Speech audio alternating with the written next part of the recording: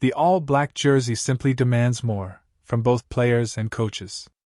If you aren't giving it, it will find a way to make you pay the price it demands. It demands sacrifice, it demands pain, it demands selflessness, it demands everything you can ask for in order to maintain the legacy and uphold the mana. The black jersey demands change from within. The experienced players in the squad know this. They've been through the trials and tribulations of multiple coaching eras.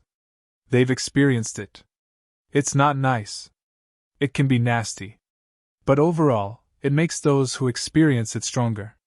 Those players who started their careers under Steve Hansen, the Sam Canes and Bowden Barretts, came into an experienced World Cup winning team in 2012 where the head coach had paid his dues. Through the 2007 World Cup debacle, Hansen was one of the assistants that went through the fire and came out the other side with 2 Rugby World Cup wins and the greatest era of all-black rugby ever. That next generation of players didn't go through the fire until after 2019, during the early phase of Ian Foster's tenure. When they came out the other side in 2022, it made them all much better. It shaped a killer instinct that propelled them to knock off the number 1 ranked team in the quarterfinals. They were a transformed side in 18 months. They rode that experience to the 2023 Rugby World Cup final where they produced one of the all-time valiant performances, going within a whisker of victory fighting with a man down. This new coaching team haven't yet experienced much. They haven't been through the fire to really feel the heat of media and the public when it comes to the All Blacks. It's been a honeymoon phase, dilly-dallying around. Robertson's coaching group don't have a lot of international coaching experience. Some have been ex-All Blacks and Scott Hansen has served as an assistant with Canada and Japan. But this is very different. This is control and ownership over the country's biggest asset and the most successful team in sport. This is not for the faint of heart. It can get very ugly and that can happen very quickly. They shipped 4 losses in 2024, which historically is one more than is generally tolerated. It was a good record. But it wasn't great. Remember that the black jersey will always demand more. It demands greatness. And that's why a Springbok win at Eden Park is what this coaching unit really needs. It will end this honeymoon phase and things will get real fast. It will get very uncomfortable, but in the longer run they will be better for it. All the things that have been left to fester in the background will need to get flushed out real quick. You can't paper over the cracks of 2 losses to the Springboks at home. It will force Scott Robertson into change or it will get messy from within. The black jersey comes with a high price and payment is always due. If you ignore the price, it will come and get it. Now on the Springbok side of the fence, they desperately want this one. You can smell it.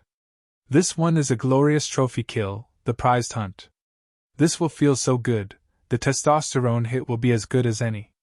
This will go on Rassie's wall above the fireplace. The Springbok team who ended the 50-game unbeaten Eden Park run. Because we know that Erasmus just loves the big ones. The Lions series, the World Cups, it's all about the posture and prestige. All the icing, forget about the cake. It doesn't matter how they win, it just matters that they won. Beat a team down a man? We're world champions. Run through half a Six Nations campaign?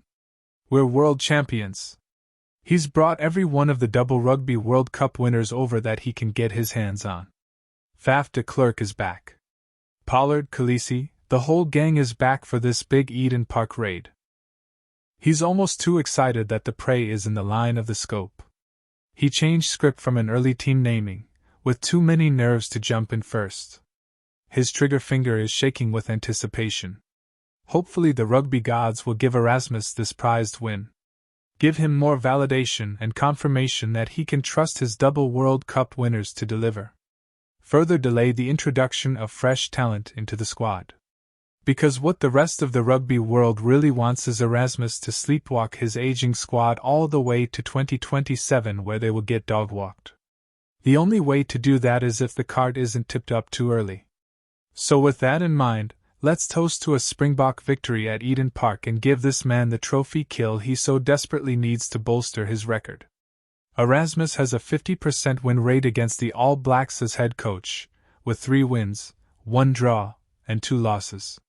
His predecessor Jacques Nienaber holds a better one with 4 wins, 3 losses at a 57 win rate.